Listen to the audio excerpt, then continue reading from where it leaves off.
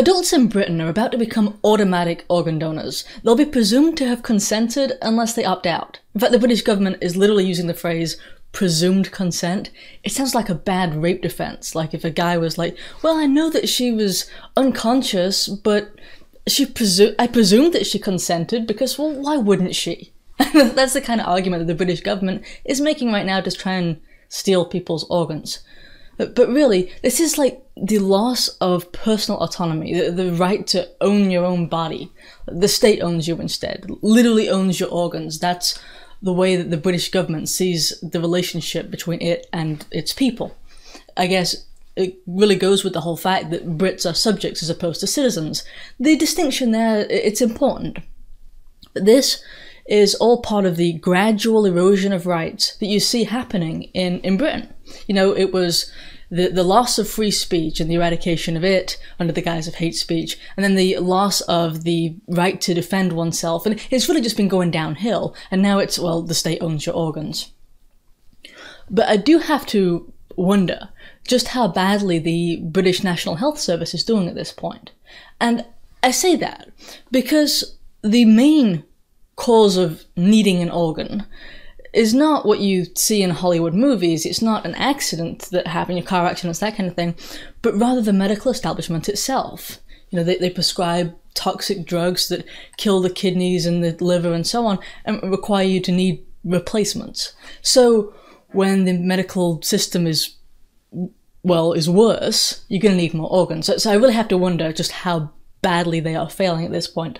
And in socialized medical systems, you do begin to see this incestuous relationship between the government, corporations, and the medical establishment. I think that's part of what's happening here.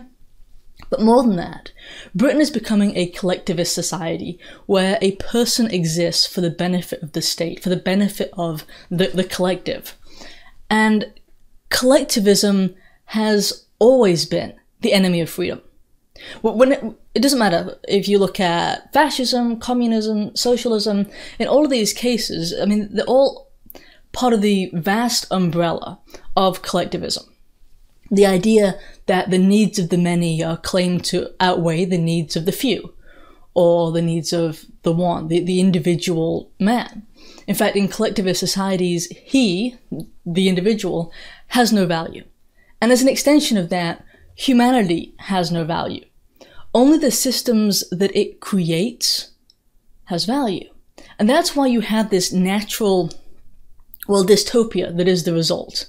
With any type of collectivism, the end result will always be a dystopia because there is no value of the individual life and the humanity of him. In fact, even right now in England, people are already sacrificed for the benefit of the collective. You just think about it. Anytime a police officer makes an arrest for hate speech, what is he doing? He's removing that individual, because his individualism is a problem, for the benefit of the collective narrative, the benefit of the machine. It's really horrific, but what happens there in the free speech scenario is like a macrocosm of what's happening at in the broader sense, because you have the government thinking that it can, quash the individual for the benefit of the collective. Now, on the note of organ donation, it incentivizes poor care, and I'll explain why in a second, but it will result in premature deaths, and especially for the elderly. And the care of the elderly is already a problem in England. I grew up in a society where I was told that the older you are, the more risky it is. Like, when you're old, you're more likely to be experimented on inside of hospitals. I knew that growing up. It was just kind of common knowledge, which is disturbing. I've studied corruption in the medical establishment for a decade, and most people can't imagine just how corrupt it is. I know there are people watching who are like, yeah, I know it's corrupt. You don't. The more that you dig, the worse it gets. Here's an example. There's already a problem in hospitals around the world, United States, England, throughout the civilized world, where when an organ donor is in bad shape, maybe he has been in a car accident or something like that, what happens is a member of the hospital, usually from some kind of euphemistically named ethics board, who will rush toward the family of this victim, of this patient, and he's like a vulture, and he wants the guy's organs. He's trying to convince the family that they should, essentially pull the plug. They tell the family that their loved one is brain dead. Well, medicine is not an exact science, but especially this area of brain death, it's certainly not. People have woken up from brain death. It's a guess. Yeah, it's an educated guess, but there is the incentive for them to tell the families that the person won't wake up because the organs are very profitable. I realize that this is really dark, but that's the way they see it. The organs are more profitable than saving lives, and they're certainly more profitable than letting that family member sit in a hospital bed for weeks, potentially, waiting to see if he wakes up. That's the way it is. The Chinese government has actually been using the organs from Chinese prisoners, including prisoners that they have executed. You can't even make this up. The Chinese prisoners who were murdered for their organs. In fact, a bunch of medical journals are now trying to essentially erase history and remove some of their studies that they have used because they were done with these organs from Chinese prisoners. Apparently there are hundreds of different papers that have these, what do you call it, ethical problems? It's outrageous. But then you look closer to home. You don't have to look all the way over at despotic regimes for problems here. Look at Planned Parenthood. They have sold body parts of infants for use in medical experimentation and done so for profit. They may still do it, I don't know. But certainly they did in the past. And those people lecture people like me and you on the topic of morality. I mean, the audacity is just kind of galling. But that really started, and I think a bad precedent was set because of cord blood stealing. See, what happens here is in hospitals, just after a new child is born, well, the child is connected through an umbilical cord to the placenta, right? And in those few minutes after he's born, blood travels from the placenta to the infant. Well, what they do is it's called premature cord clamping, where they literally put a clamp on that cord to stop the blood from traveling. And then they sell the placenta and the cord blood for profit. Whereas if you were to let the blood, travel through, you can actually specifically request it, and they will. But most people don't even know to request.